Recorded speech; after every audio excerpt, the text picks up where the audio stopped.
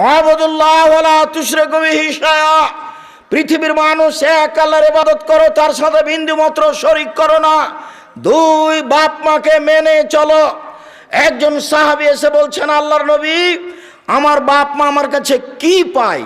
তখন আল্লাহ রাসূল বলছেন, বলো কি পায়? মানে হুমা জান্নাতুকা নারকা, তারাই দুজন তোমার জাহান্নাম, তারাই দুজন তোমার জান্নাত।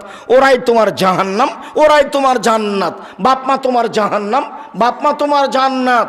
খুব হিসাব করে বাপ মায়ের সাথে কথা বলবেন, কোনোদিন জোরে কথা বলবেন না, ঝাঁকি দিয়ে কথা বলবেন না।